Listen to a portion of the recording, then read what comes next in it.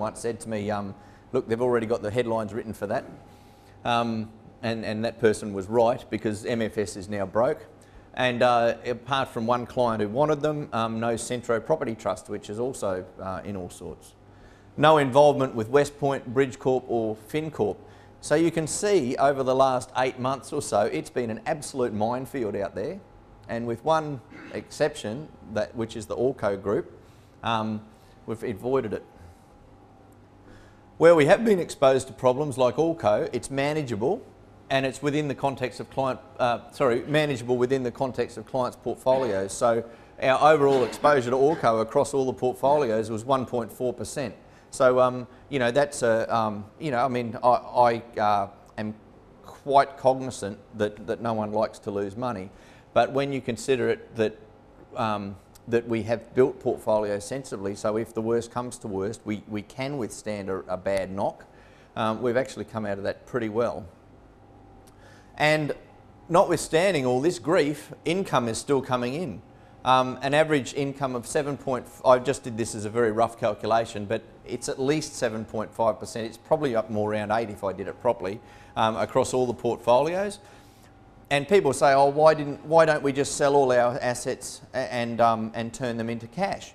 Well, the reason is that over the long term, the markets perform a lot better than cash does. And even if we just compare only the income from the investments, which is 7.5% according to this slide, against the average cash rate since 1990 of 6.2%, there's been a 1.3% pickup there every year.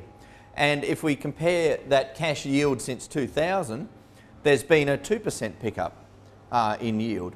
And what that means is that the portfolios are generating quite a lot of yield, which allows clients the luxury of not having to sell down investments in bad markets to fund their lifestyle. When you invest in a normal managed fund, they're selling units all the time to fund your income needs. So when you get into a bad market like we've got now, every time you draw down your allocated pension or whatever you're drawing down, they're selling more and more units. And so it's an exponential effect in reverse. You get this curve that comes down, so that every day or month that goes along, you've got less and less units to generate income from. And as time goes on, it gets worse and worse. The longer the market goes on, it gets worse and worse. Our portfolios are designed to generate income, and while there are exceptions, and sometimes we do have to sell the odd unit down, it's not a regular thing. It's, you know, just a couple of clients once in a while. It's just not a regular thing. So that's a very, very powerful thing to preserve wealth, so that when we come out of this market, you're still sitting on the capital base in terms of the units of investments that that we started with, or more or less. So that's a bit about how we manage things. Given some, just to talk about starting to form a base for what we're going to look at going forward, or what we're looking at going forward. This is a graph of the All Ordinaries Index since 1990. I've logged it so that all the percentage changes across time are the same. And then I fitted a trend line to it.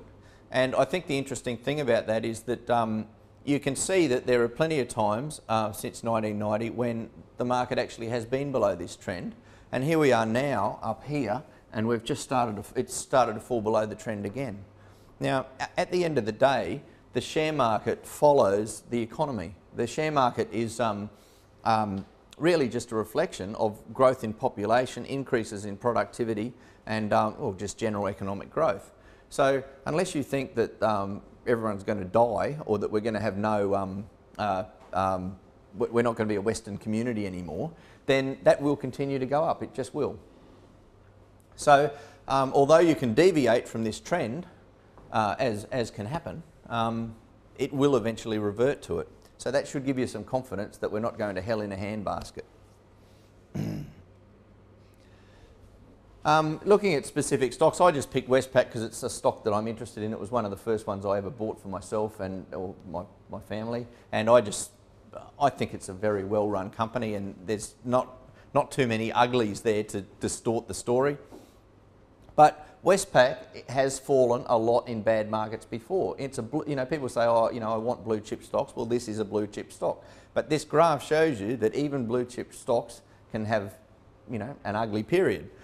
In this period, this is when I first started getting interested in the market back here, very, very early 90s. You can see that from 89 to 92, it fell by 35%. In the mid or late 90s, it fell by 18%. 2002 fell by 17, and now it's down by 35 again, although it has recovered a little bit in the last week. Now, I can remember investing here, around there, right? And then it started rallying, and me and my group of friends who had put money into it, we thought we were gurus. And then it collapsed all the way down to there. Okay, so if you were looking at that, you'd say, oh God, what a terrible investment. But then look what happened. So, it really does pay to keep it in perspective that, that these things don't go down forever.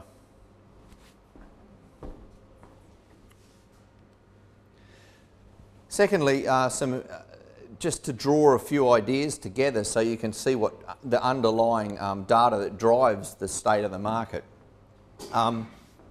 Here's Westpac again, you've had it increasing up here, at a fair clip. This is not logged, so that's why the graph looks a lot more, what would you say, assertive than the other graph. So you've got this moving up there like that, and then you've got the price of oil though coming along here, sort of just bumbling along, not doing much until we get to here, where that's you can see this. You can see interest rates having fallen here, and then remaining low for a long time. Or a very long low period of interest rates for a long time has led to increased demand in the economy, because the interest is the price of money.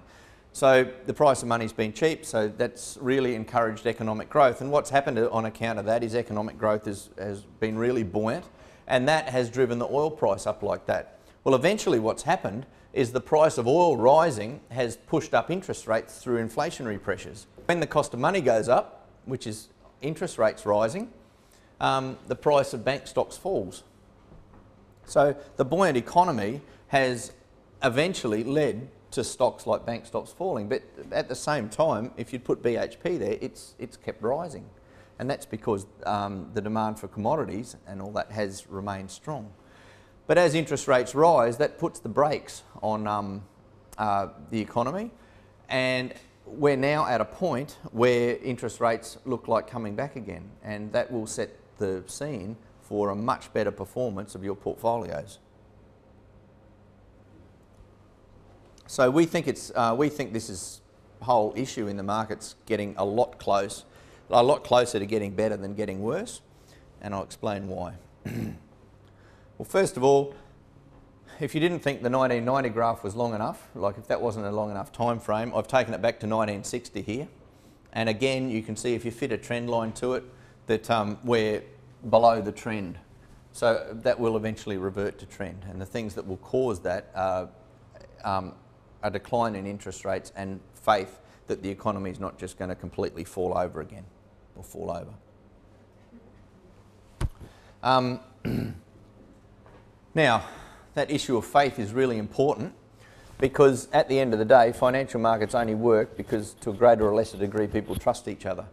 And the thing that's caused the market to really hit the wall over the last 12 months is that banks stopped lending to each other. Now this graph here, all these lines, they're just different. The green one's the UK, the black one's the Euro area, and the grey one's the US. These lines are the difference between what banks can borrow off the government for and what they can lend to each other for, okay? And what they can lend to each other for is LIBOR, which is London Interbank Offer Rate. And so we're saying how much can you borrow off the government for, and how much will, if given that you have borrowed off the government, how much will you lend to each other? Okay, and what it shows is that back here in September and late in 2007, this differential just went through the roof, and that just says that the subprime thing was starting to come out, and banks just weren't prepared to lend to each other. They were saying, well, you've got to pay me untold amount, unheard of amount.